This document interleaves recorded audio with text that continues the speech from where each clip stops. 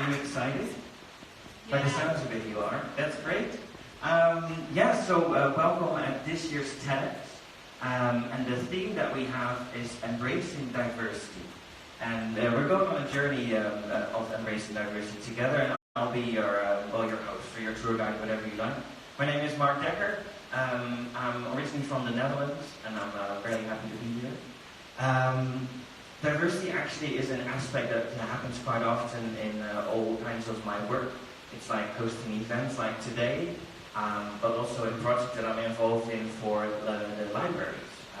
Libraries in Holland are actually thinking about their role in society, so it's not just about books anymore, but it's more about how can we share knowledge and stories by other things than just the books. And themes and topics of that are often, they include poverty or gender, prejudice, all kinds of diversity-related themes. I also use it as an improv actor. I do a lot of improvisational theatre, and I use that to contribute to organizational goals, but also in a different way with a special troupe called the Rainbow Warriors. And it's kind of like a low-key, fun way to contribute to emancipation and acceptation of the LGBTQ plus community as well. So I think that all together kind of adds up to why I'm here today hosting this event for you. So that's a little bit about me, but I'd also like to know a little bit about you. Background music. There's my extra. Because I'm curious to please raise your hand if you are a student here on campus or if you work here. I'd like to know that. If you're a student or work here, please raise your hand. Fair bit. And then obviously the people who are visitors today, on campus, please raise your hand as well. Cool. It's about 50-50. Special welcome to you. And of course also a special welcome to the people that are following us on live stream. And we can all wave at the camera that's standing there. I'm not going to be in it, but let's wave at the camera. See? Everyone feels welcome now. For those who are visiting, we're today's guests at the College of Europe here in Anatolia. And the College of Europe was founded in 1949. And the campus here in Anatolia was opened in 1992. And the idea behind it is to have postgraduate students come together, live together, study together, and just prepare together for their international careers in European affairs and relations. So there's a lot of different nationalities here in the audience, and there's also a lot of different nationalities of the speakers that we have here today. And we obviously want those speakers to feel welcome here. And it's actually a really easy way to do that, to make them feel welcome and appreciated, and that's applause. Really simple, but generally accepted way of doing that. And there's been a research on that, and I'd like to go through that with you for just a minute. For instance, one applause that kind of stood out was the Dutch applause. I can say that because I'm Dutch. And it's kind of like a casual applause. It's like, yeah, it's alright, it's good, yeah, it was fun. Kind of like that applause, quite normal. So I'm going to count to 3, and I'm going to ask you to give us a little Dutch applause. You can nod and have an expression on your face saying, like, oh yeah, that was right, that was fun. Yeah. So I'll count to 3, and you give an applause that could sound like the Dutch applause. In 1, 2, 3.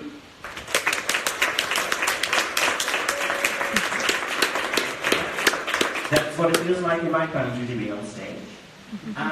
And there's also another applause that that stood out. That was the British applause, the applause from the UK. Any people from the United Kingdom here in the room today? I see a couple of hands going like, yeah, it's me. Yeah, the British applause is quite similar to the Dutch one, to be honest. However, it usually consists of smiling, but with your mouth closed, and a bit of nodding as well, like, ooh, I appreciate it. And then you clap about 8 times, and then you're like, oh, it's time for tea. So you're going to sit with your cup of tea. So I'm counting to 3, you're going to clap for 8 times, and then you make like a slurping sound as if you're drinking tea after that. All right, in 1, 2, 3. Exactly. See, there's so much diversity in applause as well. We're also going to have to do the American applause. It's quite loud, and it has the occasional woo, and the occasional phrase, something like, oh, that's like amazing in it. So just pick up your favorite American sentences and please give us your American applause in 1, 2, 3.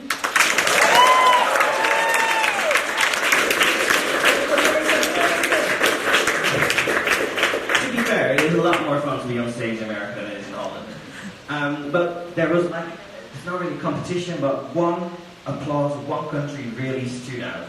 And when I thought about it, it actually made sense. Because those people had theater like since ages. They've had arenas with gladiators fighting in it. Is anyone in the house from Italy? See, I see a lot more national pride there than with the British people. Like the Italian applause is like the loudest you can imagine. People are actually gonna stand up, applaud, and yell things like "Allora" and "Bueno, bellissimo" and other Italian stuff that you probably know better than I do since you speak like 13 languages if you go to school here. So the loudest, biggest applause you can imagine is actually from Italy, and I'd like to hear it in 1, 2, 3.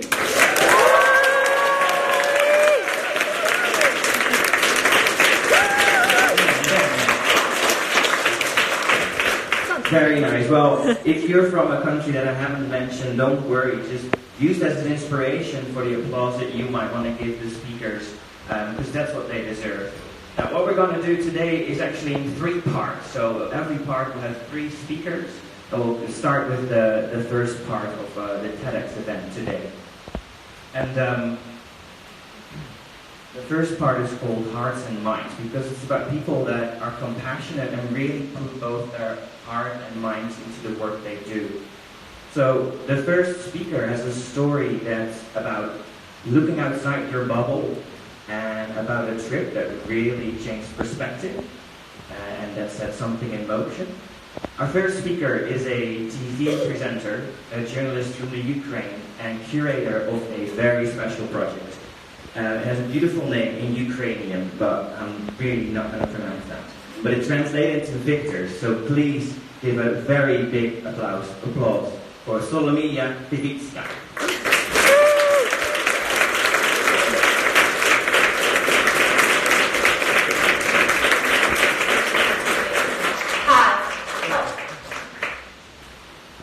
Let me ask you a question. If your brother, sister, or dad, or just a friend could come home tomorrow without an arm or a leg, what would you say to them? How would you react? Would you cry or stay calm? There is no right answer, because no one is ready for it. I wasn't as well. 4 years ago, I was a TV host at most popular glamorous entertainment TV show in Ukrainian television. Celebrities, gossips, lovers, showbiz bubble. That's how I would call it. Politics, social problems, it was not for me in that time. And one day, I found myself reporting on the Ukrainian streets in Kiev in my protest, and Ukraine's revolution of dignity. Then I was reading the names of people shot dead during the protests. It was hard not to cry. A month later, foreign troops took over Crimea in March 2013. My brother was stationed at one of the Ukrainian base there, and I think you can imagine how I felt. Yeah, it's my brother. That is when I became a volunteer. I spent most of my spare time in trips to the conflict zone in East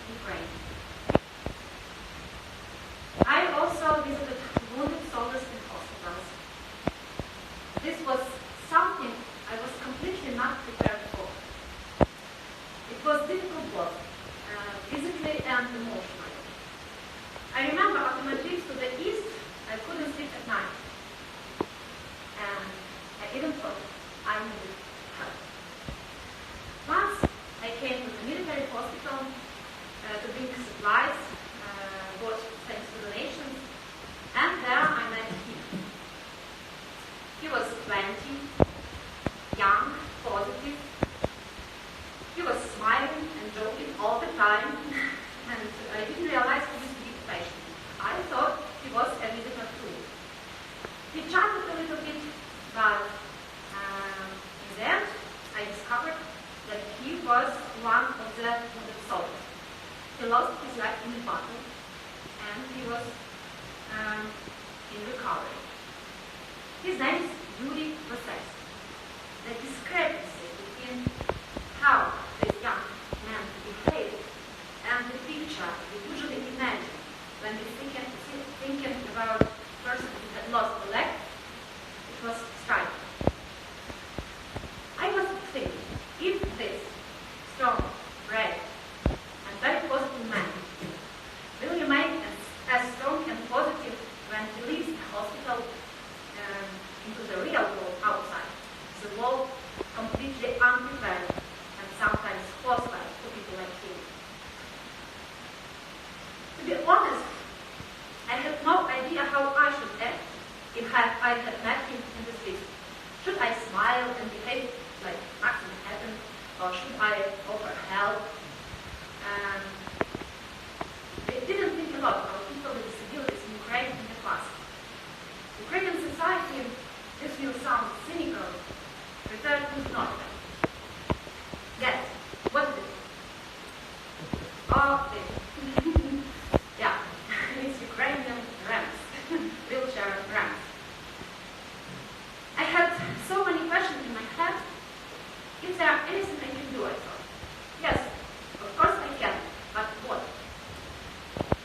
Over and over I was thinking about Yuri, and suddenly I realized this smile of a strong and unbroken person can build a bridge for people with disabilities to re-enter our society and help the society to accept them.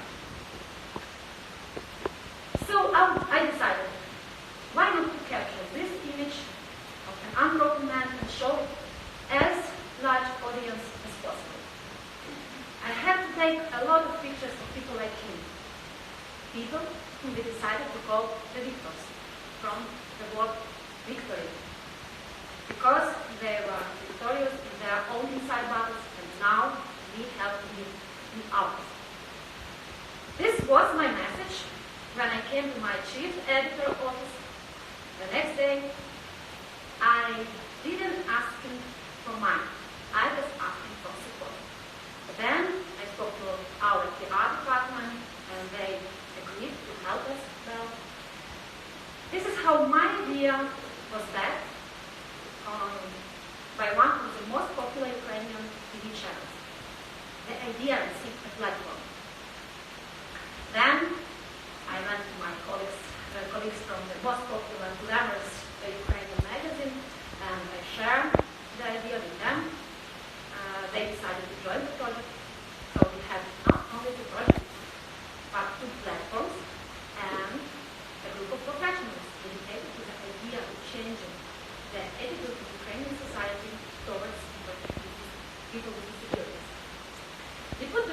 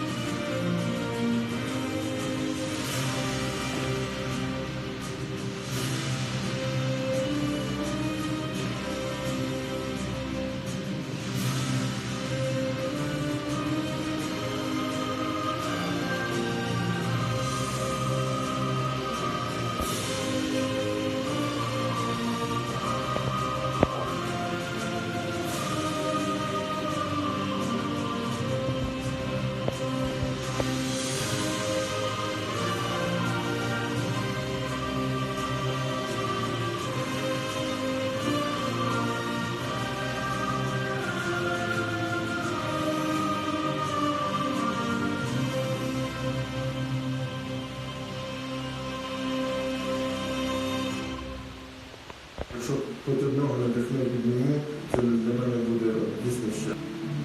Now, this is how it looked like, and I really hope that you felt our enthusiasm. But let me just say, if I inspired at least one person, I will do it.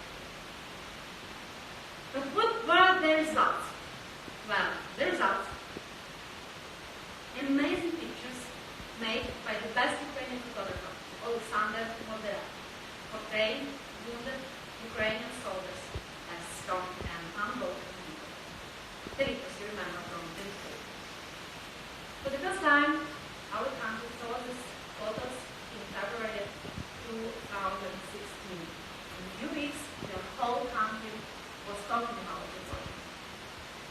These pictures were shown on Main Street in Kyiv. Our heroes were shown on the evening news, newspapers and magazines wrote about our project, but also raised the very important question: what is the place for these people in our society? The country started to change, and our society started to change. Eventually, more and more people and organizations wanted to join us, find solutions for problems people with disabilities face. We became partners with the Ukrainian Paralympic Committee and the Ministry of Foreign Affairs of Ukraine. And look on the screen. This is a group of people with prosthetic legs taking part in Kyiv Marathon. And believe me, they are faster than more people I know that have two legs. This is a huge concert hall during an awards show. Ukrainian stars gave a standing ovation to the veterans. And this is Ukrainian fashion, where we must take part in a fashion show. They even walked on a runway. You see how confident they are? They look like professional models, and this is really, really great, I think, because it's a revolution in the acceptance of people with disability in our society. Let's see some more stories. This is Alexander Balchenko. He loves football, he lost his leg, and he thought that he will never play his favorite game anymore. But our project made him believe that he's capable of much more, especially with the sport credit he received as part of our project. And here he is traveling with the Ukrainian national football team to Finland and to play in a match of football fans, which you know is very important game also for football lovers. Here's Vadim Svilenko. Since he lost his both legs and both arms, everything he could think of was running. It's simply possible, but in the 8 months of rehabilitation he received in USA, he got sports prosthetic and started running. Vadim is really awesome in what he does. I have to say that we took part in several charitable marathons with Vadim, and he was so fast that I couldn't keep up. Every year he runs 10 kilometers in the Navy Air Force Marathon in Washington, D.C. Also, he became a commissioner of the President of Ukraine for rehabilitation of veterans. With the support of the project, and Vadim in particular, the art of the law in providing all veterans with sport prosthetics is about to pass in our country. This is Mykola Poltorak. He was badly injured. He stepped on a landmine and he lost his leg. He had a very long rehabilitation period, and now he is a farmer, athlete, and the father of 4 amazing kids. Victor Kartash used to be a choreographer, went to war as a volunteer, lost his leg, and had many surgeries. After receiving his prosthetic leg, he was offered a job the very same prosthesis plant to help other wounded soldiers get back on their feet. Then, as part of our project, Victor went to a big conference and workshop in orthopedic rehabilitation in Toronto, Canada. Development of prosthetic is one of our project goals, and Stalin brought his part of it. This is Alexander Shevtsov. He's 33. After he was wounded, Alexander couldn't put up with his new life a year. He was mainly sitting at home, not wearing his new lamp. I hope we helped him change his life. He started to travel with our project in Europe, and here you see even the Pope took a selfie with him. If you recall, I started my speech with the words, there are many things people not prepared for. And you know, when we started our project, we were not ready to present it in 20 countries. But we did it. We were not ready to for more than 400 hours of exhibitions. It happened. We couldn't have imagined that it cost 60,000 guests. Nick Vucic, Taylor Harris, David Lynch supported us. This is David Lynch in Kyiv meeting with the participants of our project.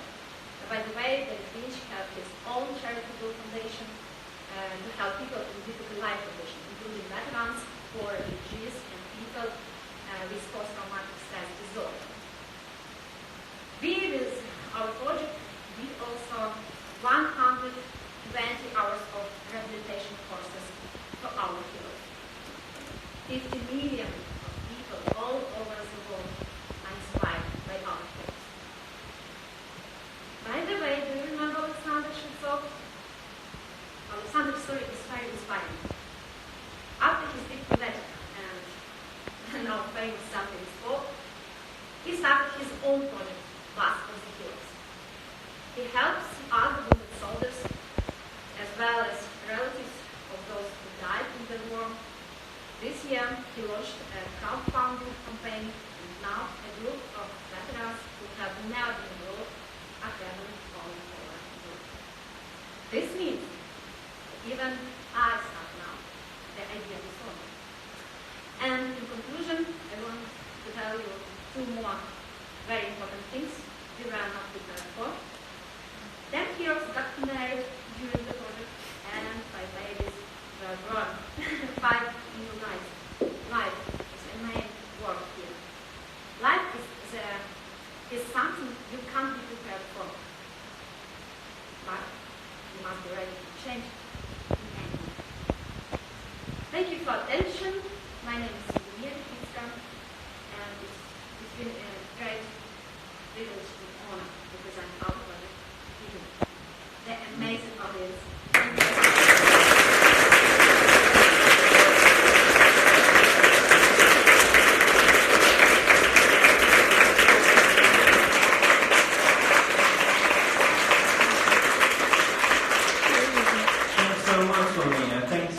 What a great way to kick off this TEDx event.